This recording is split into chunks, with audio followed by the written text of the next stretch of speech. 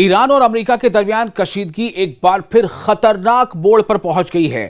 ایران کی پاسداران انقلاب یعنی IRGC نے امریکہ کو سخت وارننگ دیتے ہوئے کہا ہے کہ اگر واشنگٹن نے اسٹریٹ آف ہرمز میں مداخلت جاری رکھی، انٹرونشن جاری رکھا، تو اسے ماضی سے بھی زیادہ ذلت اور ناکامی کا سامنا کرنا پڑے گا، یعنی جیسا ہم نے اس سے پہلے کیا ہے، تو امریکہ کو اور زیادہ ذلیل ہونا پڑے گا۔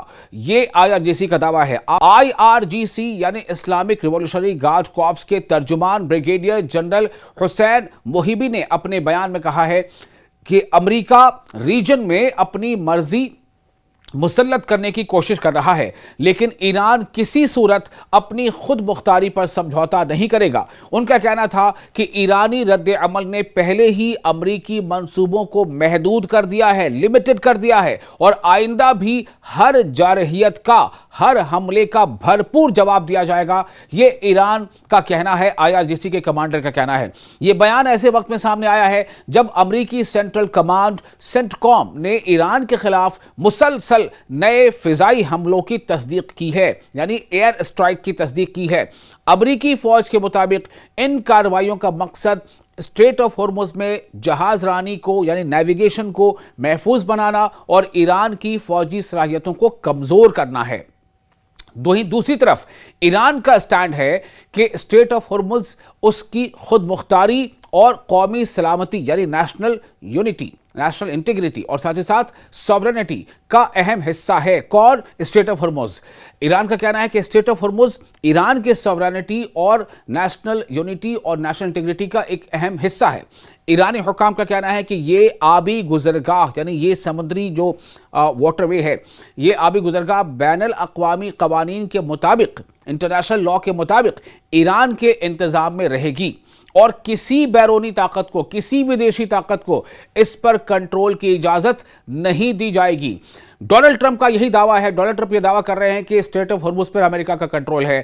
ایران اس دعوے کی نفی کر رہا ہے۔ ایران کہہ رہا ہے کہ امریکہ یا کسی بھی جو باہری طاقت ہے اس سے کوئی موقع انٹرونشن کا یا مداخلت کا نہیں دیا جائے گا۔ یاد رہے کہ اسٹریٹ آف ہرمز دنیا کی اہم ترین بحری گزرگاہوں میں شمار ہوتی ہے، یعنی سمندری راستوں میں شمار ہوتا ہے اس کا، جہاں سے عالمی تیل کی سپلائی کا بڑا حصہ گزرتا ہے۔ اسی وجہ سے یہاں پیدا ہونے والی کشیدگی کے اثرات عالمی معیشت اور توانائی کی منڈیوں پر فوری طور پر پڑتے ہیں۔ حالیہ جھڑپوں کے بعد عالمی منڈی یعنی ورلڈ جو مارکیٹ ہے اس میں تیل کی قیمتوں میں بھی اضافہ دیکھا گیا ہے، اور جو خبریں آ رہی ہیں اس کے مطابق تیل کی قیمت 10% کے آس پاس یا اس سے زیادہ کا اچھال وہاں محسوس کیا جا رہا ہے۔ امریکی صدر یعنی امریکن پریزیڈنٹ ڈونلڈ ٹرمپ نے بھی سخت لہجے میں سخت لہجہ اختیار کرتے ہوئے کہا ہے کہ امریکہ ایران پر اور زیادہ دباؤ ڈالے گا اور ضرورت پڑنے پر نئی فوجی کارروائیاں بھی کی جائیں گی۔ ڈونلڈ ٹرمپ نے اسٹریٹ آف ہرمز کے حوالے سے بھی متنازع بیان دیے ہیں، یعنی وواداسپد بیان دیے ہیں، کنٹروورشل، جنہیں ایران نے مسترد کر دیا ہے۔ ادھر ایرانی قیادت، ایرانی لیڈرشپ یہ بالکل صاف کر چکی ہے، واضح کر چکی ہے کہ اسٹریٹ آف ہرمز جنگ سے پہلے والی صورتحال میں واپس نہیں جائے گی، اور اس کے انتظام و انصرام سے متعلق فیصلے تہران ہی کرے گا۔ ایران کا کہنا ہے کہ جب تک خطے میں امریکی مداخلت ختم نہیں ہوتی، اس کے موقف میں، اس کے سٹینڈ میں کوئی تبدیلی نہیں آئے گی۔ تجزیہ کاروں کے مطابق دونوں ملکوں کے درمیان بڑھتی ہوئی محاذرائی نہ صرف خلیج یعنی جو گلف ہے اس کے لیے بلکہ پوری دنیا کے لیے تشویش کا کارن بن سکتی ہے، باعث بن سکتی ہے۔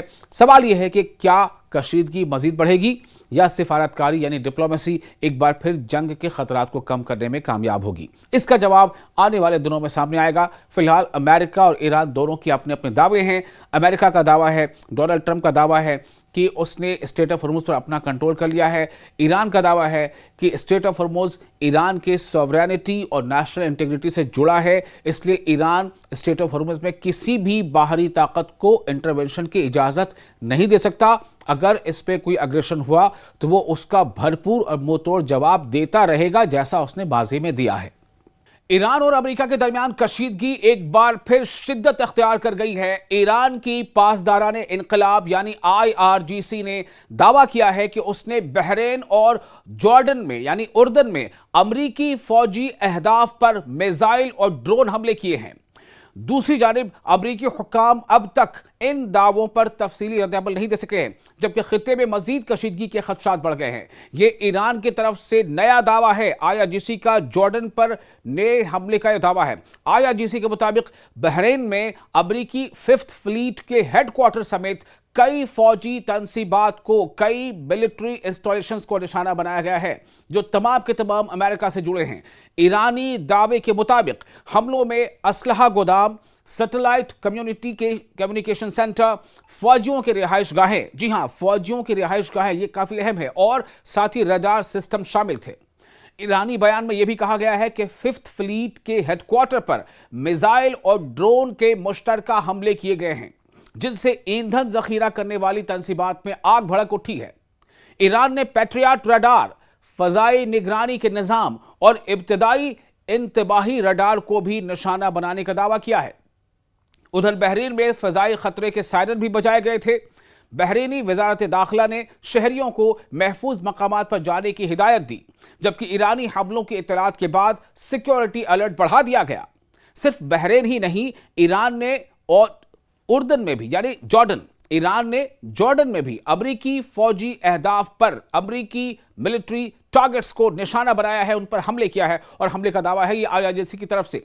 IRGC یعنی اسلامک ریولیوشنری گارڈ کارپس کا کہنا ہے کہ ایک اہم امریکی ایئر بیس اور وہاں موجود فوجی تنصیبات کو بیلسٹک میزائلوں سے نشانہ بنایا گیا۔